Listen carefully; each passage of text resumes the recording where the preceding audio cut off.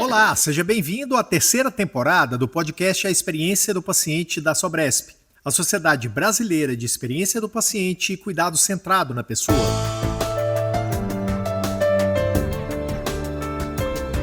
Neste espaço, discutimos as melhores práticas, inovações e tendências e os desafios do cuidado humanizado na saúde. O objetivo da Sobresp é transformar a experiência de pacientes, familiares e profissionais, oferecendo insights poderosos para um ecossistema de saúde mais eficiente e centrado nas pessoas. Junte-se a nós e conecte-se a um futuro mais humano na saúde. O episódio de hoje nasceu ainda na Feira Hospitalar em São Paulo, por sugestão da diretora financeira Ana Merzel, que há muito conhece a nossa convidada. Eu converso hoje com a Carla Ber, uma das grandes vozes do cuidado centrado da pessoa no Brasil. Hoje, diretora de expansão no Plenitree, ela tem dedicado a sua carreira a ajudar hospitais e clínicas a transformar empatia e humanização em estratégia, resultados e cultura organizacional. Tema de hoje, cuidado centrado na pessoa, que deixa de ser um conceito bonito e passa a ser uma necessidade estratégica para instituições de saúde no Brasil. Que tal se a gente ouvir agora alguns cortes que eu destaquei para o episódio de hoje? É um modelo diferente, né? Se a gente pensar, né, nós da área da saúde, nós fomos formados, né, nas nossas faculdades e ensinados que nós somos os tomadores de decisão. A gente sabe o que é melhor para o paciente. E isso, né, eu tenho certeza que não é uma verdade. O Conselho Consultivo, na minha opinião, é uma das principais vantagens aí de um programa de cuidado centrado na pessoa, né? E os pacientes, eles encaram, né, a participação no conselho como algo tão nobre, né? Eles se sentem primeiros, eles se sentem primeiro lisonjeados com o fato de serem convidados para serem a voz, né, dos pacientes de uma organização, né, de representar todos os pacientes, e eles fazem isso com muita boa vontade, né? E outra coisa também que o programa do cuidado centrado na pessoa traz é essa questão do reconhecimento, né? Então, é uma das perguntas que eu mais gosto de fazer quando eu estou nas organizações, né? Que é como a organização reconhece o seu trabalho. E o que eu escuto muito? Uma resposta que fala assim, não, os pacientes são muito gratos, porque eles saem daqui curados, eles saem numa melhor situação, e eles são eternamente gratos. E eu volto à pergunta e falo, então, maravilhoso, mas não foi essa a minha pergunta. Eu falei, como a organização reconhece o seu trabalho? Quando a gente fala de cuidado centrado, a gente está falando de um dos aspectos da fórmula de valor em saúde, né, que é um tema que está super em alta, quer dizer, como entregar maior valor aos pacientes, né, e a fórmula do valor, né, ela é formada por qualidade, por desfecho e por experiência. E aí, vamos lá então? Eu sou Túlio Fonseca e é sempre muito bom estar com você nesse podcast. E você já sabe como a gente começa o episódio, né? O que será que as pessoas falam da Carla Ber quando ela sai da sala?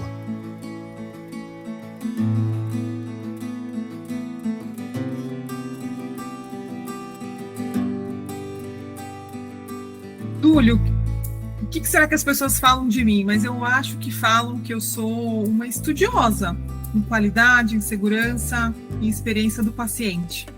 Né, eu sou farmacêutica de formação e tive aí toda a minha carreira guiada muito voltado para essa área de qualidade, segurança, e desde 2009 com experiência do paciente. Né, então conheci esse tema através de uma organização que chama Plenitree, que hoje atualmente eu trabalho nela, né, sou a atual diretora que representa a marca aqui no Brasil, né, e tenho essa função, então, de promover que a experiência do paciente entre mais nas organizações, faça mais parte do mercado brasileiro e possa ser refletida também em melhores indicadores, enfim, trazer essa temática aqui para o Brasil de uma maneira mais sustentável.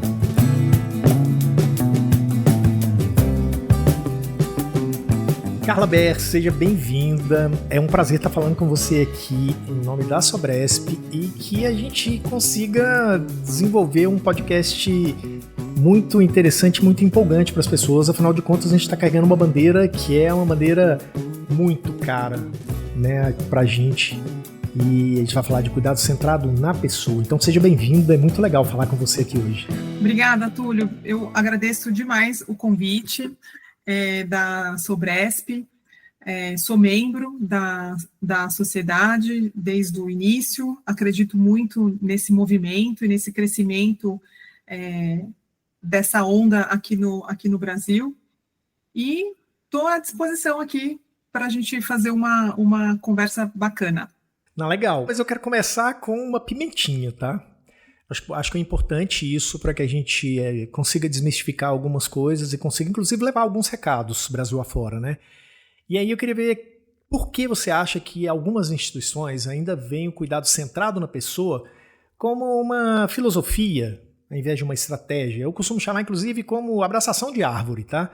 E como é que a gente reverte essa percepção aqui no Brasil? Túlio, eu acho que, assim, tem alguns motivos, né? E eu acho que eu atribuo o primeiro deles a um motivo quase que histórico, cultural, né? Quando a gente começou a falar de cuidado centrado, e aí nem na pessoa, né? Mas a gente falava de cuidado centrado no paciente, isso foi muito apresentado como uma abordagem humanizada, né? E isso muito focado em empatia, em emoções, em relações, né? E sem necessariamente vincular tudo isso a indicadores de desempenho. E com isso, né, eu acho que muitos líderes associaram, né, enfim, esse tema do cuidado centrado na pessoa muito a atitudes individuais, né, então da equipe, principalmente assistencial, e não necessariamente a um modelo de gestão institucional. E quando eu falo de um modelo de gestão institucional, eu trago aí uma questão fundamental, que é a questão de se ter métricas claras, né, os famosos indicadores. E hoje eu observo que o mercado brasileiro ainda não possui muitas ferramentas para mensurar esses impactos objetivos que o cuidado centrado na pessoa traz. Posso trazer aqui alguns exemplos, como redução de eventos adversos, retenção de colaboradores, índice de fidelização de pacientes. E quando a gente, então, não possui dados, né, métricas objetivas, a liderança, ela tende, então, a associar o cuidado centrado na pessoa como algo intangível. E, portanto, é algo que a gente não consegue mensurar, né? Não consegue tangibilizar. E, no fim das contas, né, para a organização, isso é visto como algo opcional e não estratégico. Outro ponto que eu posso citar, eu acho que são as próprias pressões operacionais e as pressões financeiras que os hospitais vivem no seu dia a dia, né? Então, com essa sobrecarga assistencial, sobrecarga de entregas, e que muitas vezes, se você traz mais esse tema, né, o cuidado centrado na pessoa, pode parecer como um custo a mais, né, como algo meio que, eu estou trazendo algo que não é essencial, né, algo extra mesmo, né, e que isso não está conectado ao que a gente fala, né, como um motor de eficiência e sustentabilidade para a organização. E o último ponto que eu queria citar é um ponto também um pouco cultural, né, que a gente sabe que a saúde, né, ela foi desenhada com um foco muito focado no médico e focado na organização, né? Então, eu acho que essa cultura, né, então, com essa centralidade, né, na organização e no médico, ela dificulta um pouco essa nova maneira de pensar, né, que o cuidado centrado na pessoa traz, que é envolver o paciente, os familiares, as equipes, na decisão, na tomada de decisão da organização, né, que é um modelo diferente, né, se a gente pensar, né, nós da área da saúde, nós fomos formados, né, nas nossas faculdades e ensinados que nós somos os tomadores de decisão. A gente sabe o que é melhor para o paciente. E isso, né, eu tenho certeza que não é uma verdade. Então, eu atribuo esses motivos do porquê muitas organizações ainda veem, né, o cuidado centrado na pessoa como filosofia e não estratégia. Agora, isso aí, se a gente for pensar a partir disso que você estava construindo agora, ele seria... A gente também poderia falar que ele é um complicador neste processo, ou seja, que o processo anterior era um processo mais fácil. Olha, a decisão está na mão do médico, está na mão do profissional de saúde, e a partir desse momento agora a gente tem que prestar atenção também no familiar, a gente tem que prestar atenção também no paciente. Então isso também pode ser um ponto de atenção para quem está querendo implantar, para quem está querendo entrar na luta do cuidado central da pessoa? Eu acho que, a princípio, foi encarado como um facilitador, porque é mais fácil se a gente aqui, né, dentro da organização, se reunir e tomar uma decisão e implantar.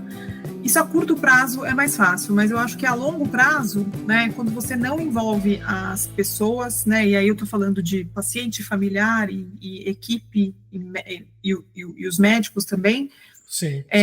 Isso acaba, a longo prazo, não sendo sustentável, né? Você acaba, na verdade, tendo um retrabalho, porque aquilo muitas vezes que você pensou não é exatamente o que os pacientes querem. E se você me permitir, vou trazer um exemplo aqui que me veio à mente para a gente tangibilizar. Eu trabalhei muitos anos no Einstein, né? E o Einstein, ele implantou os conselhos consultivos, que é justamente, né, esse conceito de você trazer os pacientes ali para a tomada de decisão. E numa dessas reuniões, a equipe de nutrição apresentou um projeto que era justamente para saber o que os pacientes achavam sobre esse projeto, muito baseado em algumas reclamações que o serviço de nutrição tinha recebido sobre qualidade de alimentação, temperatura, enfim.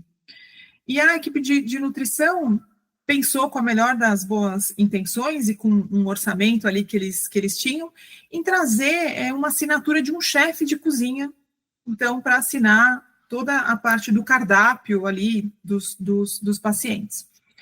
E como ela sabia que ia apresentar para o fórum de pacientes, né, a equipe de nutrição fez melhor. Ela falou assim, bom, eu vou trazer 3 propostas de 3 chefes diferentes e os pacientes vão ter oportunidade de escolher o que para eles fazem mais sentido.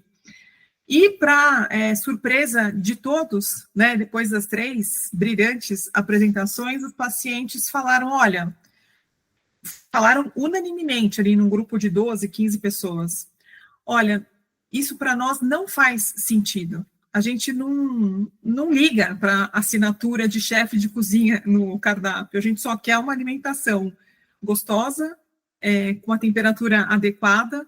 Então, não gasta recurso com isso. Para a gente isso não importa. Então, você vê, assim, né, naquela época a equipe de nutrição estava determinada a fazer um investimento, a ter um trabalho, né, para, enfim, tangibilizar tudo aquilo, e que para os pacientes aquilo não traria o retorno que a organização imaginasse que trouxesse.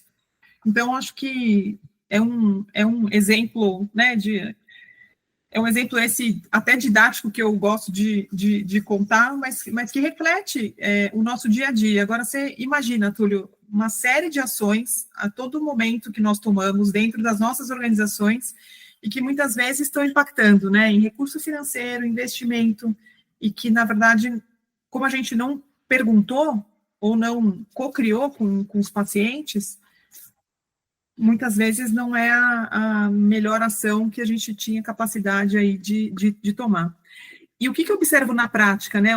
Os pacientes e os familiares, eles querem coisas simples, diferente do que a gente enxerga como organização, que tenta fazer assim, e eu acho que é justo, né? A gente tenta fazer o que é melhor com o orçamento que a gente tem, e muitas vezes o que o paciente familiar quer é muito menos, né? Então, só que para isso eles precisam ser ouvidos, né? Então, essa que é a prática que o cuidado centrado na pessoa convida, né? A escutar as pessoas, né? E não ser uma tomada de decisão, né? Assim, da organização para os pacientes e familiares, mas vamos tomar essa decisão juntos. E aí, acho que vou inserir uma segunda pergunta fora do roteiro aqui, justamente por isso que você está falando.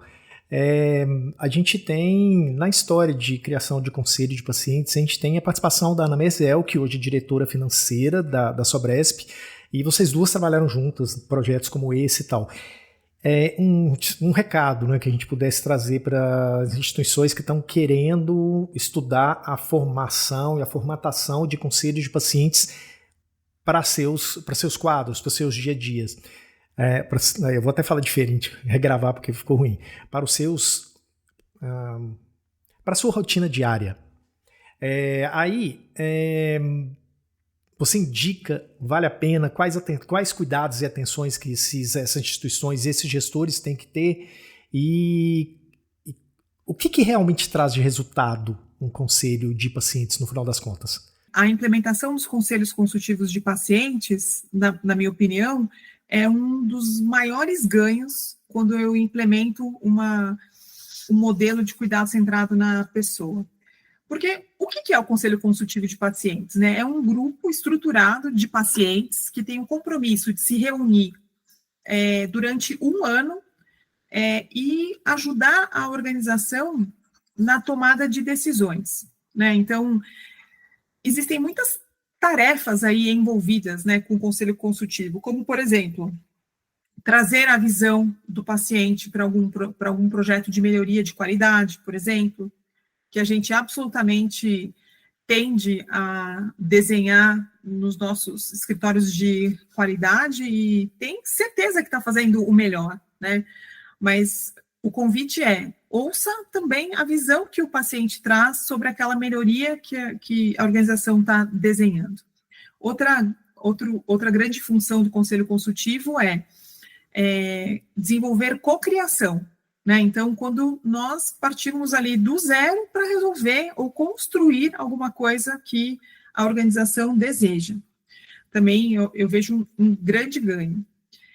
E na parte de execução, Túlio, do conselho, né, o conselho consultivo, ele conta com pacientes que tiveram experiências recentes, né, por volta de 6 meses, no máximo 1 ano dentro da organização, e que podem, então, contribuir com a sua visão de acordo com a sua vivência e experimentação dos processos vigentes.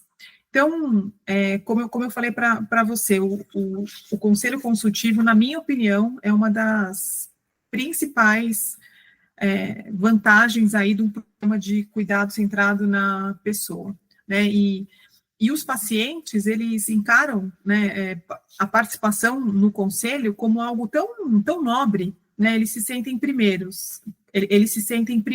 lisonjeados com o fato de serem convidados para serem a voz, né, dos pacientes de uma organização, né, de representar todos os pacientes, e eles fazem isso com muita boa vontade, né, e no Brasil, a gente tem também essa facilidade, né, que os pacientes acabam não cobrando, né? Então, diferente dos Estados Unidos, né, que algumas organizações precisam remunerar os pacientes para participar. Aqui no Brasil, isso é feito de uma maneira voluntária e que traz, enfim, inúmeros resultados, tanto para cocriação, para revisão de instrumentos de educação.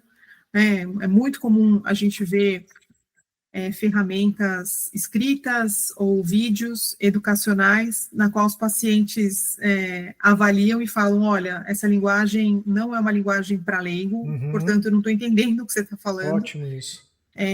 Termos muito rebuscados, ou trazer questões, e um paciente com dificuldade de visão, você está oferecendo um vídeo para todos, boa. Não tem uma segunda opção? Então, eles trazem coisas muito pertinentes e fáceis da gente resolver, mas que a organização não viu. Um caso também interessante que eu me lembro de um conselho consultivo foi quando a organização apresentou um material que era feito para pacientes, falando sobre prevenção de quedas. Então, como os pacientes poderiam ajudar na prevenção de quedas, né, e trazer esse assunto, né, para os pacientes e familiares. E aí o paciente leu, né, o folder e falou assim, qual é a informação principal que você quer me passar? Aí a enfermeira falou, é essa aqui. E aí ele virou para ela e falou assim, então, mas por que você colocou isso em letra miúda? Você não está me falando que é essa principal informação? Por que você está pondo outras coisas com letra maior? Põe isso, então, não é coisa principal? Então, assim, são coisas tão elementares, mas que passam no nosso dia a dia. Então, a gente tem muita oportunidade de construir com os pacientes, os familiares, e isso traz uma riqueza incrível para as organizações. Bom, voltando ao roteiro, a gente falou agora há pouco de uma situação de resultados, de indicadores, algumas coisas nesse sentido. E aí, eu queria pintar um quadro aqui que a gente está numa reunião de diretoria, e aí eu vou te fazer uma seguinte pergunta: quais resultados concretos, mensuráveis, você já conseguiu observar em organizações brasileiras que implementaram efetivamente o cuidado centrado da pessoa? Eu estou pintando um quadro quase que como me justifica se isso vai dar certo, porque eu ainda acredito que tem gestor que, sabe, ainda pode estar naquela, não acredito profundamente. Sabe, a gente já tem coisas nesse sentido que possam clarear um pouco mais. Você acabou de trazer uma coisa muito legal agora, que foi todo o esforço de uma equipe de nutrição, e que os pacientes falaram, opa, peraí, calma lá, gente, acho que a gente não precisa disso tudo. Então tem todo um esforço, um custo, algumas coisas que estavam envolvendo aquela equipe, envolvendo aquele time ou aqueles times, e a gente acabou parando aquele processo, ou seja, um custo a menos. Isso já foi um ponto que eu acho muito interessante. O que mais? Túlio, eu acho que a gente precisa, né, então, fomentar essa cultura de traduzir o cuidado centrado na pessoa em resultados concretos e mensuráveis. Então, tirar essa objetividade que o tema culturalmente estabeleceu aqui no Brasil e trazer isso, então, para algo objetivo e mensurável. Então, a gente pode traduzir em indicadores. Vou citar aqui alguns deles, por exemplo, se a gente pensar em indicadores de experiência mesmo, do paciente, que são aqueles indicadores que vão avaliar diretamente a percepção de pacientes, familiares e colaboradores. Então, a gente está falando de pesquisas de satisfação, que muitas organizações já fazem, pesquisas do NPS, né, que é o Net Promoter Score, que é um índice de recomendação também, que é uma métrica que muitas organizações já estão fazendo. Tem o grupo de indicadores, né, que a gente chama os PRAINS, né, que são indicadores também voltados aí para a experiência. Existem alguns índices também de engajamento e bem-estar dos colaboradores, né? Então, hoje, quando a gente traz aí preocupações com saúde mental, NR1, como que a gente vai saber como que a nossa organização está em relação a esse tema se a gente não mensura, né? Outro grupo de indicadores também, que acho que é muito importante falar, que tem relação com o cuidado centrado na pessoa, são os indicadores de qualidade e segurança, né, que eles vão medir o impacto do cuidado centrado na pessoa na assistência direta prestada ao paciente. Então, a gente está falando de redução de eventos adversos, a gente está falando de redução de infecções hospitalares, muito porque com um trabalho maior, né, no cuidado centrado na pessoa, a gente faz com que haja maior adesão a protocolos de segurança. E se eu tenho essa maior adesão, isso também é refletido em melhora dos desfechos clínicos, que a gente pode citar menores taxas de reinternação em 30 dias, tempos de permanência menores, e quando eu tenho maior giro de pacientes dentro do meu serviço de saúde, eu tenho mais recurso financeiro entrando também. Então, de novo, aí como o cuidado centrado na pessoa pode se refletir em indicadores financeiros também. Outro grupo de indicadores, né, que eu trago pode ser relacionado a melhor eficiência e sustentabilidade. Então, quando a gente tem todo esse universo, né, de padrões do cuidado centrado nas pessoas, nas organizações, a gente consegue, por exemplo, reduzir absenteísmo de colaboradores, a gente consegue diminuir o turnover, né, a rotatividade desses colaboradores. E também aí a gente também traz de novo os indicadores financeiros, né? Porque custa dinheiro, né? Uma organização contratar uma pessoa e desligar uma pessoa. Então, as organizações que têm, né, um modelo implementado de cuidado centrado na pessoa têm melhores indicadores de rotatividade de colaboradores. Outros indicadores que a gente pode citar, né, então, são relacionados a engajamento e a cocriação, então, que vão refletir, né, o quanto pacientes e colaboradores participam ativamente do cuidado, que era o que a gente anteriormente estava falando. Então, quais são, ou quantos projetos a organização faz co-desenhados com pacientes e familiares, com os colaboradores, né? Existem fóruns, existem conselhos consultivos, grupos focais, fóruns onde as pessoas possam expressar a sua opinião relacionada a um determinado assunto. E eu trago também, por fim, indicadores culturais, né, e de maturidade.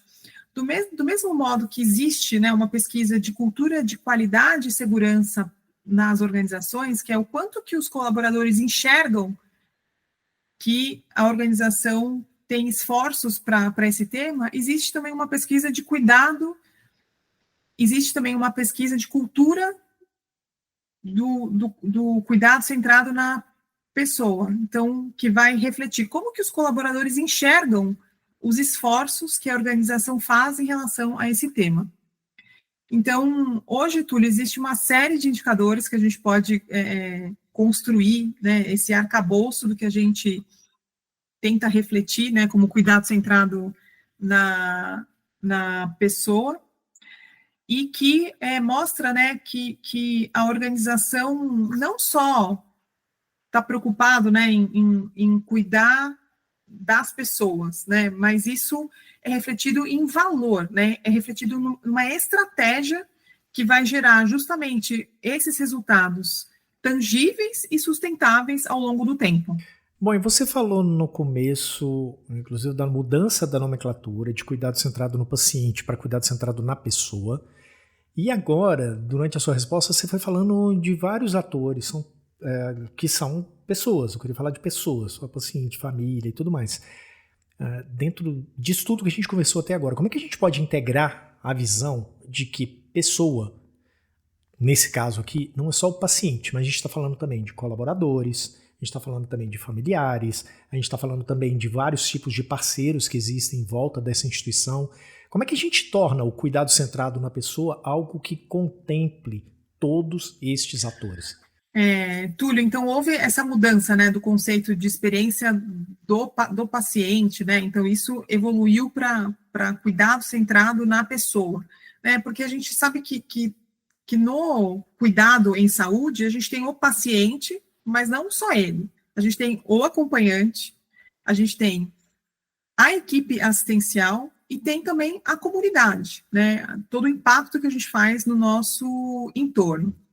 E quando a gente fala da pessoa colaborador, né, isso também um dos pontos altos do programa de cuidado centrado na pessoa que eu valorizo muito, que é essa questão de ações para o colaborador, né? Então, começar a enxergar o colaborador como ali uma peça-chave para que eu consiga oferecer para o meu paciente o melhor cuidado, né? Então, não faz sentido Legal. eu cobrar que isso seja feito se eu não forneço ou não dou, enfim, condições para aquele colaborador entregar o melhor cuidado. E o que isso se reflete na prática? É dar condições, né? Então, condições estruturais, primeiro, né? Então, ter um bom vestiário, ter um lugar decente para alimentação, ter áreas de descanso. E eu falando assim parece tão óbvio, né, e fácil, mas eu já, infelizmente, me deparei aí com algumas organizações que não tinham estruturas básicas, né, então, onde, por exemplo, não tinha um lugar de descanso e no horário de descanso os colaboradores iam para a rua e sentavam em papelões no meio da rua para descansar.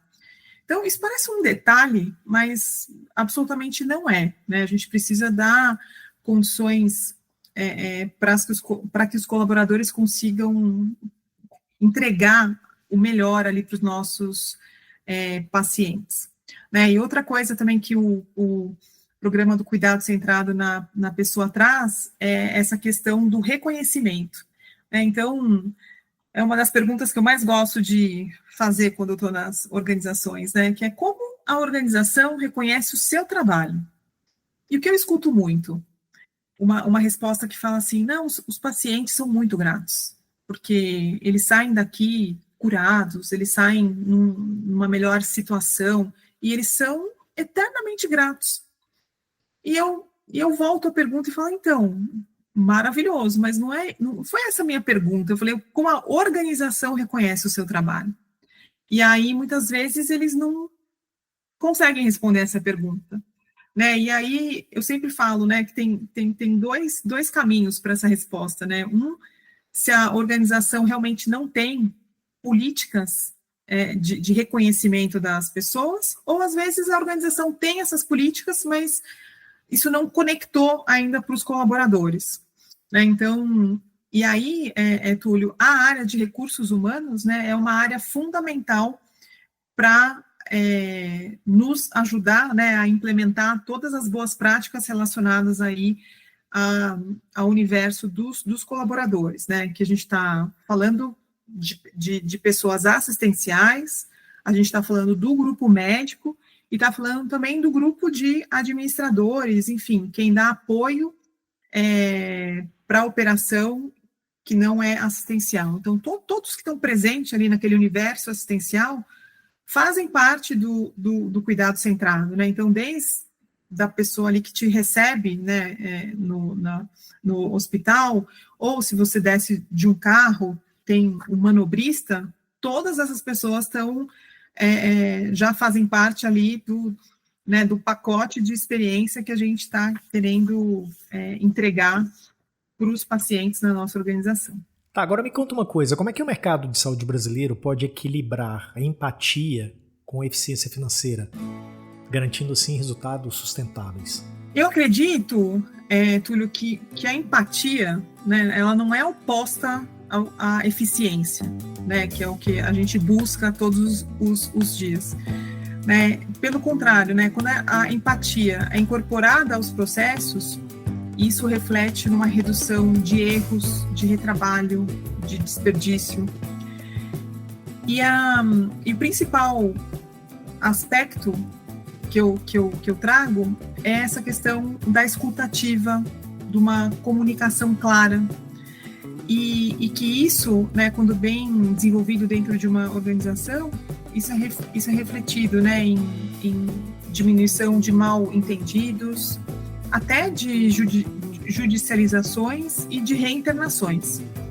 E eu acho tão, assim, simples quando a gente fala, né, então, vamos melhorar a escuta, vamos deixar a comunicação clara, e todo mundo há de concordar que isso é super importante, mas o desafio é como eu faço isso dentro de uma organização de 800 leitos, de 100 leitos, né? Como que eu trabalho isso com a minha equipe para que em toda oportunidade assistencial eu tenha, né, essa escutativa e a comunicação clara bem aplicada.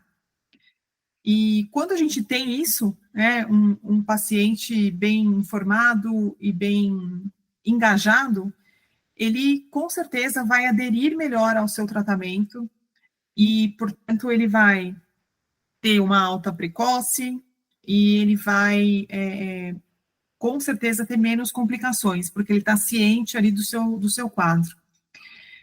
E eu posso, acho que, trazer 2 exemplos. Um deles, que eu vivi também na época que eu trabalhava no Einstein, eu estou falando de um programa antigo ali, acho que deve ter mais de 15 anos, que o programa que era relacionado ao programa locomotor, né? Então, o Einstein, dentro do seu programa locomotor, ele controlava, né? Ele seguia os pacientes que faziam prótese de quadril. E naquela época, né, um paciente que fazia uma prótese de quadril, ele tinha um tempo de internação em média, de uns 14 dias. E ele, né, sempre perseguindo aí os melhores benchmarkings, ele viu que uma organização nos Estados Unidos tinha um tempo de 4 dias de internação, para o mesmo característica de paciente, para o mesmo procedimento. E ele foi lá estudar para saber o que eles fazem que leva a essa redução drástica aí dos dias de internação. E, basicamente, foi relacionado, então, à comunicação. Então, qual que era a diferença? Aqui no Brasil, né, naquela época, o paciente chegava para fazer uma prótese de quadril, ele sabia que era um procedimento complexo, enfim, que durava, né, tinha um tempo extenso de internação, e tudo bem, eu estou num bom hospital, acho que vai dar tudo certo. Diferente dos Estados Unidos, que ele era educado muito antes do tempo da sua cirurgia, e ele sabia exatamente o que iria acontecer com ele no dia da cirurgia, no D1, no D2, no D3, de modo que o D4, ele sabia que ele ia para casa.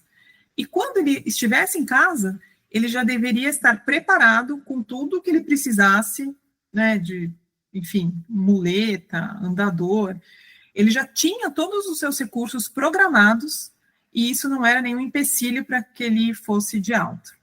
Então, comunicação clara para o paciente é isso, né? Faz com que gere essa informação profunda sobre a sua doença, o seu tratamento e saber que é possível. E que você, como paciente, precisa fazer a sua parte para nós juntos, né, paciente e organização, atingirmos nosso objetivo, que é você ir para casa no 4º dia e continuar o seu cuidado em casa com segurança.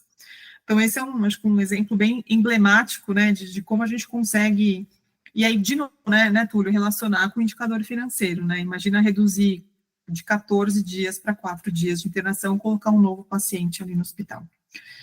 E acho que outro programa também que acho que as pessoas, quem sabe, nunca pensaram, mas que tem muito a ver, né, com isso, são os programas de navegação em oncologia, né? Então, vamos pensar num paciente que não tem essa oportunidade. Então, você recebe um diagnóstico oncológico, que é um baque, né, tanto para o paciente quanto para toda a família. Você fica ali meio perdido, né, procurando entender primeiro da sua doença, do como vai ser, né, aquela angústia, e ao mesmo tempo você já tem uma série de exames e ações para serem tomadas. Então você imagina assim, você sozinho nessa, né?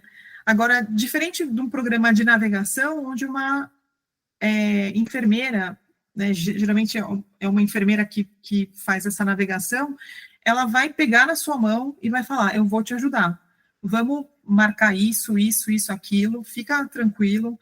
Tem também uma questão aí psicológica de apoio ao paciente, com que faz com que essa jornada seja muito mais curta. E aí, de novo, isso reflete-se em questões financeiras e também muito melhor, né? Muito mais palatável ali para quem está vivendo. Tá aí a gente falando de Brasil, entendo que é fundamental a gente falar de SUS.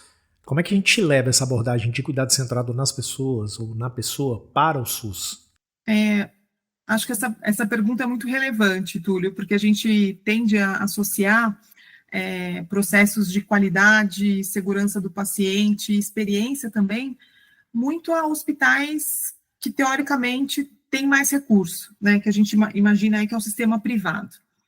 Mas acho que já foi mais que comprovado, né, que quando eu mexo com qualidade, segurança e experiência, a gente está mexendo primordialmente em processos. E isso eu preciso de uma boa gestão para fazer isso, né? Então, eu acho que o primeiro mito é esse, né? Que programas como esse, né, de cuidado centrado na pessoa, é só para o sistema privado. Então, na verdade, eu mexo em processos. Então, é para todo mundo. E para isso, eu acredito que a gente tenha que associar, né, esse tema do cuidado centrado nas pessoas aos planejamentos estratégicos das organizações, né? Que isso independe se você é privado ou se você é público. E quando isso é incorporado num planejamento estratégico, naturalmente isso é desdobrado em ações e em metas mensuráveis. E aí a gente entra, né, com toda a parte dos processos e dos indicadores, que vão demonstrar que eu trabalhar o cuidado centrado na pessoa vai trazer eficiência e sustentabilidade. Acho que uma outra questão também, que aí, não só acho que para sistema público, mas para sistemas privados também, é o desenvolvimento das lideranças e pensar isso a longo prazo, né? Então, hoje eu sinto assim uma lacuna, né? Então, que em alguns líderes que não compreendem que o cuidado centrado é uma vantagem competitiva e sustentável, né? Então, isso eu acho que é algo também para a gente pensar, né? Que não é tendência, mas sim é estratégia. E para isso, né, ter um investimento em formação de liderança, através de, enfim, capacitações, mentorias, benchmarking. E também acho que uma outra estratégia seria a gente divulgar mais casos de sucesso brasileiros, né? Existe uma organização que eu sou muito fã, que é uma organização que fica na cidade de Belém do Pará. Ela chama CIR, é um centro de reabilitação que atende todo o estado do Pará. Você imagina o que é isso, né? E é uma organização simplesmente maravilhosa, né? Ela tem, se eu não me engano, uns 7 anos de vida. Nos 4 primeiros anos, ela desenvolveu processos muito sólidos de qualidade e segurança e já recebeu uma certificação até internacional. E agora ela está se certificando no Plentree, que é a certificação do cuidado centrado na pessoa. E é uma organização 100% pública e que eu digo que traz muito orgulho para quem é brasileiro ver que existe uma organização tão engajada, né, em temas relevantes para o paciente.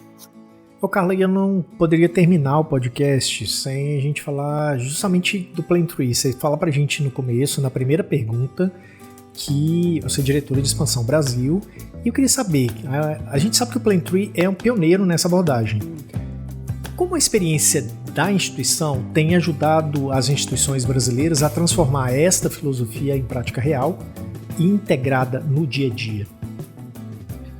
O Plantry é uma organização que foi fundada em 1978, ela não é tão jovem assim, ela foi fundada por uma paciente que nasceu na Argentina, né, e teve que se mudar para os Estados Unidos por conta de uma doença rara, e a despeito do seu diagnóstico e da sua cura, e ela é viva até hoje, ela relata que foi uma experiência horrível, né? Então, desde a língua que ela não entendia direito, as pessoas não se referiam a ela quando falavam da sua doença. Ela diz que até chegaram a abrir prontuário em cima dela. Pela raridade da doença, ela era uma atração no hospital, né, de modo que todo mundo vem aqui ver essa doença que é super rara. Então, ela diz que o sistema de saúde, para ela, tinha muitas oportunidades de melhorar, né? Então, que todo mundo que é da saúde tem a máxima, né? Que é, primeiro, não causar dano. Mas, a despeito do sucesso dos nossos tratamentos, né? A gente vê pessoas saindo muito abaladas, tristes dessa experiência, né? Isso pode ser diferente, né? Então, e o Plantry acredita nisso, e ele, hoje, uma das linhas, né, de atuação do Plantry é a certificação, que isso é refletido, né, no manual de padrões, no qual as organizações podem seguir como um framework, né, assim, se eu tiver que implementar um cuidado centrado na pessoa, né, ele traz ali um guia prático, né, de processos que eu posso desenvolver na minha organização, né, e aí acho que ele traz muito tudo isso que a gente conversou aqui no podcast, né, então ele traz um primeiro capítulo que fala de estrutura, quer dizer, o que o hospital ou as clínicas ou os ambulatórios precisam ter em termos estruturais, né? Então, eu estou falando de comitês, de planejamento estratégico, de conselhos consultivos de pacientes, quer dizer, tudo que a organização tem de estrutura para sustentar esse programa.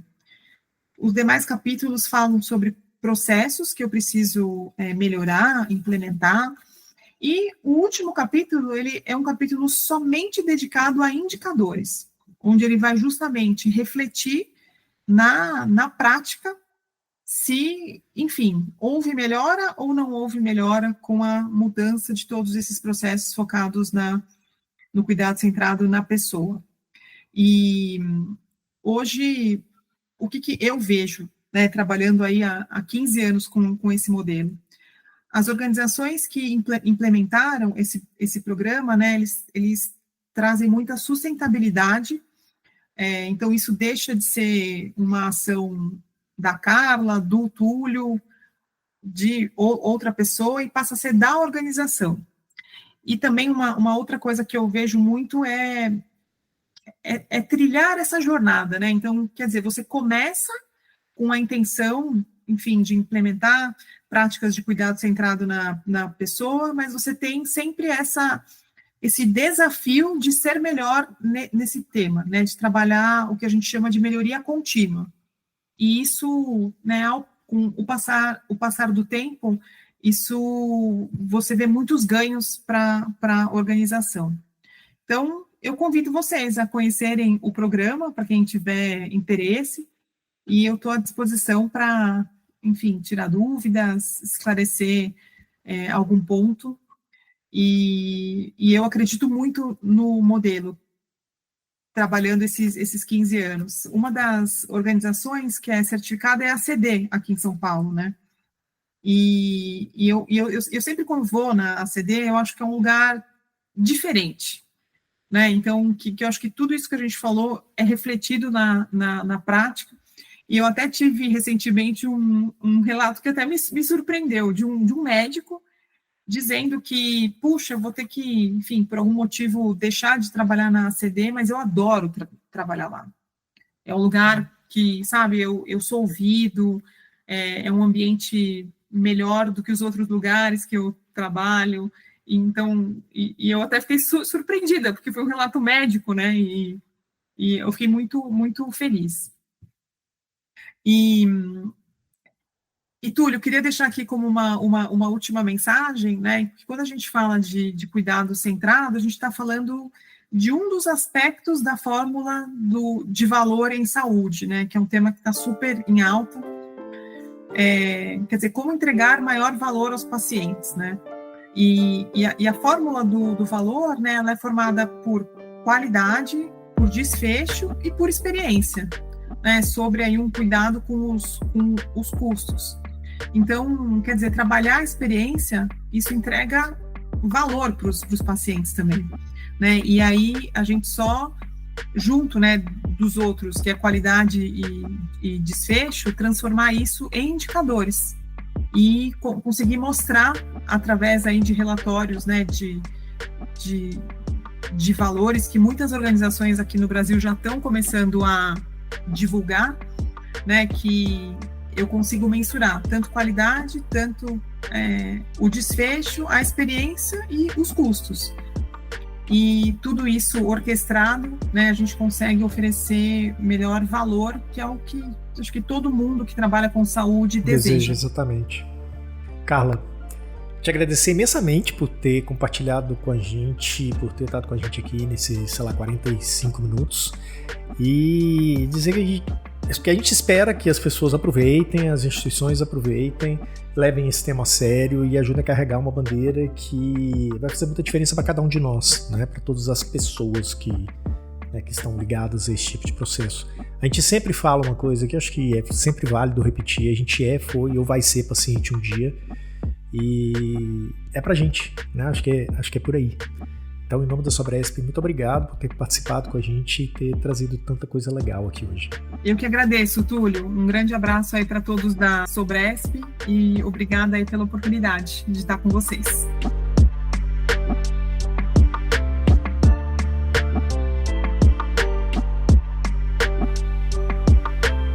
E chegamos ao fim deste episódio que falou sobre cuidado centrado na pessoa.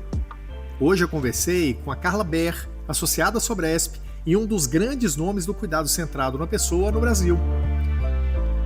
O podcast A Experiência do Paciente é uma produção da Map2B, Planejamento, Marketing e Negócios para a Sobresp. Curtiu o conteúdo de hoje? Compartilha com as pessoas que você conhece e com os profissionais que precisam ouvir isso.